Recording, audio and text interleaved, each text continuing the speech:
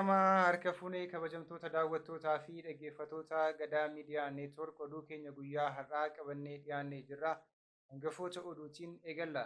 Waraanni mootummaa godina Shawaa Kaabaa aanaa warra Jaarsoo fi Shawaa Lixaa aanaa Jalduutti namoota nagaa ajjeesaa jiraachuun himame. Loltoonni mootummaa Bilxiginnaa godina Arsii Lixaa aanaa Arsii Nagellee fi Qoree keessatti manneen uummataa ibiddaan gubuun barbadeessan. Naannoo Sidaamaatti hanni xaa'oo irratti raawwatame kasaaraa birrii biliyoona tokkoon tilmaamamu geessisuun himame. Haleellaa rokkeettiin Hamaasii fi Gaazaatti gidiraan wayita dabalaa jirutti pirezidaantiin Ameerikaa Joo Baayiden Israa'el daawwachuuf jiru jedhame. Kunneen hangafoota oduu turanii amma bal'ina oduutti dabarraa oduu wajjin ana Maanu'eel Laggaati. Godina Shawaa Kaabaa aanaa warra Jaarsoo fi godina Shawaa Lixaa aanaa Jalduu keessatti waraanni Bilxiginnaa namoota nagaa jumlaan rashanuun himame. Naannoo Oromiyaa godinaalee garaa garaa keessatti loltoonni mootummaa Itoophiyaa namoota nagaa badii tokko malee sababa adda addaa itti barbaaduun ajjeesaa jiraachuu maddeen Gadaa Miidiyaa Neetwoork ifoomsaniiru. Haaluma kanaan godina Shawaa Kaabaa aanaa warra Jaarsoo ganda Tulluu Milkii jedhamutti waraanni mootummaa kunneen haadhaa fi ilmaan ishee dabalatee namoota 13 jumlaan iddoo tokkotti rashanuun barameera. Namoota ajjeefaman keessaa kan maqaa arganne Asaffaa Simee, Abdoo Irranaa, Gabayyoo Gammachuu, Damisee Sagguu, Shuuree Kaftaamuu fi ijoollee ishee 2 waliin Innaatuu Siyyumee, Leelloo Siyyumee fi Tigistii Wasarbii kanneen jedhaman ta'uu odeessi arganne kun ibseera. Namoonni ajjeefaman kunneen badii qabaatanii osoo hin taane sababa tokko malee waraanni mootummaa qe'ee isaanitti seenuun manaa gadi baasee ajjeese jedhan maddeen keenya naannoo sanaa. Oduudhuma wal fakkaatuun guyyaa kaleessaa gaafa onkololeessaa 16 bara 2023 godina Shawaa Lixaa aanaa Jalduu keessatti waraanni Bilxiginnaa namoota 12 haala suukanneessaan ajjeesuun barameera. Namoonni ajjeefaman kunneen Barataa Warquu Alamuu Margaa, Biroo Urgeessaa Hirkoo, Biroo Abdiisaa, Tashoomaa Bisiraa Eeguu, Abdiisaa Dabalaa, Maskaram Biraanuu Walee, Barsiisaa Camarraa Qananii, Xoonaa Tolasaa, Baqqalaa Asaffaa Abboyyee, Bushuraa Guutaa fi Mootummaa Guutaa Beekaa kanneen jedhaman ta'uun himameera. Ajjeechaa kanaan cinatti namoota nagaa irratti reebicha hamaa raawwachuu fi qabeenya hawaasaas saamuun isaanii barameera. Loltoonni mootummaa godina Arsii Lixaa aanaa Arsii Nagellee fi Qoree keessatti manneen uummataa ibiddaan gubuun barbadeessan. Godina Arsii Lixaa keessatti waraanni mootummaa yeroo dhiyoo asitti manneen uummataa qabeenya keessa jiru wajjin gubuun barbadeessuu irratti argamu.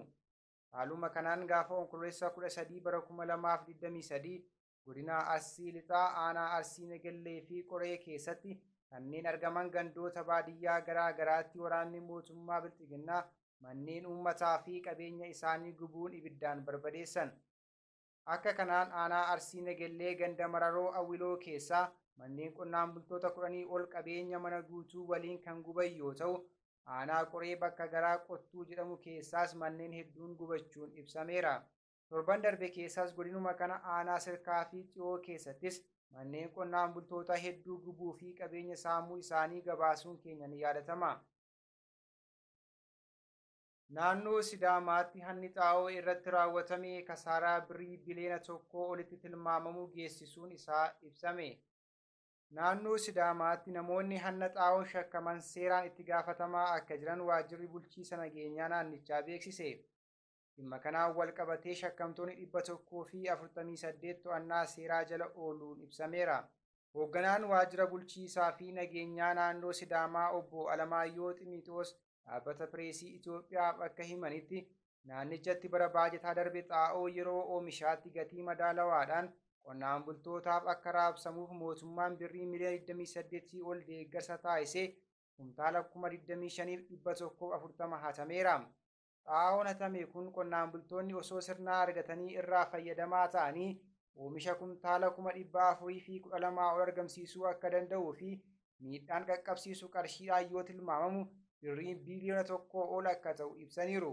Qaamolee yakka hannaa qabeenya mootummaa fi uummataa raawwatan akka itti gaafatamanii fi olaantummaa seeraa diriirsuuf sadarkaa naannootti garee hordoffii hundeeffamee jiraachuus eeraniiru.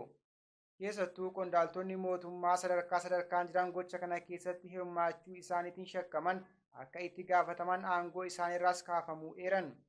Kanaan wal qabatee daldaltoonni xaa'oo 59 yakka kana keessatti harka qaban jedhaman to'annaa seeraa jala oolchuun dhimmi isaanii qoratamee abbaa alangaa himannaa irratti kan dhiyeessu ta'uus ibsaniiru.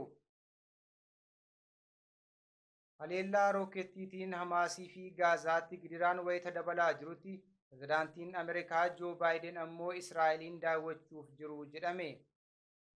Dhaabbati mootummoota gamtoomanii lammiileen Gaazaadhaaf ulaan gargaarsaa akka banamu gaafachaa jira. Yakki waraanaa raawwatamuu akka malus akeekkachiiseera.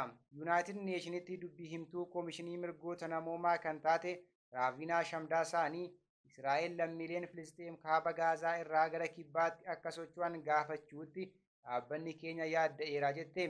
Namoota nagaa dirqamaan daddabarsuun seera idil addunyaa cabsuutti fudhatamuu mala jette. Biyyi tokko yeroo lolaa yakka waraanaa yoo raawwatte dhimmi kun dhaddacha yakkaa idil addunyaa ICCdhaan ilaalama. Israa'el miseensa dhaaba kanaa miti, Filisxeem garuu miseensa. Ibsa bahe irratti Shamdaasaaniin haleellaan namoota nagaa irratti taasifamu keessumaa yeroo isaan Gaazaa irraa baqataa jiranitti qaama walabaan qoratamuu qaba jette. Dabaluunis lammiileen Israa'el butamanii jiranis hatattamaan haal duree tokko malee akka gadhiifaman gaafatteetti. Israa'el yeroo ammaa lammiileen ishee 199 ta'an Hamaasiin butamanii akka jiran himti. Ministeerri dhimma alaa Iraan Israa'el dhorkaa tokko malee Gaazaa Istriip keessatti tarkaanfii fudhachuun hayyamamuufii hin qabu jechuun sa'aatiiwwan itti aananitti tarkaanfiin humna diinaa dursanii dhahuu fudhatamuuf jira jechuun akeekkachiisaniiru. Guyyoota dhiyoo as Iraan irra deddeebiin waraanni Israa'el Hamaas babal'achuun yaaddoo ta'uu mala jechuun dubbachaa turteetti. Haa ta'u malee yaadni ministeera dhimma alaa Iraan amma kennan akeekkachiisa cimaa waraanni kun gara waraana naannootti babal'achuu agarsiisaa jedha gabaasaan BBC baha giddu galeessaa Hugo Baachegaa. Yakki waraanaa Israa'el Filisxeem irratti Gaazaa keessatti raawwachaa jirtu hin dhaabbatu taanaan addi diina qolatu sa'aatiiwwan dhufan keessatti tarkaanfii humna diinaa dursanii dhahuu fudhatamuuf jira jedhan ministeerri dhimmi alaa Iraan Hussein Amir Abdullaahiin. Qaamni addaa diina qolatu yookaan The Resistance Front jedhamu garee cimaa Libaanos keessa jiru Iraaniin deeggaramu Hizboollaa dabalatee humnoota wal waraanicha keessa jiranidha. Torban darbe keessa Hizboollaa fi humni waraanaa Israa'el karaa daangaa Israa'elii fi Libaanos walitti dhokaasanii turan. Kun ammoo waraana kana keessatti adda biraa uume ta'uu mala jedhamee sodaa uumee ture.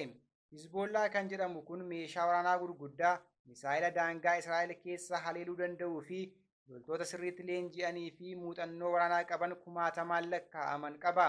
Qaamni adda diinaa qolatu yookaan The Resistance Front kun gareewwan Iraan deeggartu Sooriyaa keessa maadheeffachuun daangaa Israa'elii fi Iraaq irra socho'anis ni haammata. Biyyoonni lixaa ammoo Iraan waraana Israa'elii fi Gaazaa kana akka hin hammeessineef akeekkachiisaniiru. Hanga ammaatti walitti bu'iinsi daangaa ce'uu to'atameera. Haa ta'u malee Israa'el haleellaa lafarraa Gaazaa keessatti kan geggeessitu taanaan haalli kun jijjiiramuu mala jedhanii kanneen amanan jiru. Gama biraatiin ministeerri muummee Kaanaadaa Justin Trudeau daandiin gargaarsa namoomaa gara Gaazaa geessu akka banamuuf gaafatan. Haala hamaa namoonni miliyoona 2.3 keessa jiran deeggaruuf gargaarsi atattamaa akka barbaachisu dubbataniiru. Kaanaadaan Israa'el mirga haleellaa irraa of ittisuun deeggartii garuu waraanni illee seera qaba jechuun dabalanii dubbatan. Shororkeessummaa yeroo hunda ittisa hin qabu. Gocha shororkeessummaa Hamaas wanti sirrii ta'u sababni dhiyeeffamuu danda'u hin jiru. Hamaas uummata Filisxeemis ta'e hawwii isaanii seera qabeessaan bakka hin bu'u jechuun paarlaamaatti himan. Haleellaa Hamaas Israa'el irratti raawwatteen lammiileen Kaanaadaa 5 kan ajjeefaman yoo ta'u 3 ammoo ammallee achi buuteen isaanii dhabameera. Haleellaan rookettii fi dhumaatiin Gaazaa keessatti wayita hammaachaa jirutti pirezidaantii Yuunaayitid Isteets Joo Baayiden Israa'eliin daawwachuuf akka jiranis dhaga'ameera. Pirezidaantii Baayiden roobii Israa'el kan daawwatanii fi waa'ee karoora waraanaa milishoota Hamaas irratti geggeeffamu irratti ibsa barbaadaniiti. Baayiden Israa'el akkamittiin akka oopereeshinii kana karaa du'aatii namoota nagaa hir'iseen itti geggeessitu dhaga'uuf jedhameera. Daawwannaa Baayiden kun kan taasifamu yeroo Israa'elii fi qaxanaa sanaaf baay'ee murteessaa ta'etti kan taasifamudha jedhan ministeerri dhimma alaa Yuunaayitid Isteets Antoonii Bilinken. Jeneraalli Yuunaayitid Isteets Miikaayil Kuriilaamis ammoo Israa'el jiru. Qondaalli waraanaa kun garas imaluun garuu hin ibsamne. Ta'us garuu wiirtuu ajaja loltootaa Ameerikaa geggeessuun akkasumas humna waraanaa Ameerikaa baha giddu galeessaa jiru daawwachuufi jedhameera. Egaan kabajamtoota daawwattootaa fi dhaggeeffattoota Gadaa Miidiyaa Neetwoork oduu fi odeeffannoo dabalatee qophiilee Gadaa Miidiyaa Neetwoork kanneen biroo karaa toora YouTube chaanaalii Gadaa Miidiyaa Neetwoork sabiskiraayib laayik gochuun nu hordofuu hin dagatinaa jecha oduun guyyaa har'aaf qabadhee dhiyaadhee kana fakkaata ture ana wajjin sa'aatii oduutti walitti deebina. Hangasittuu qophiilee Gadaa Miidiyaa Neetwoork kanneen biroo wajjin itti gaarii.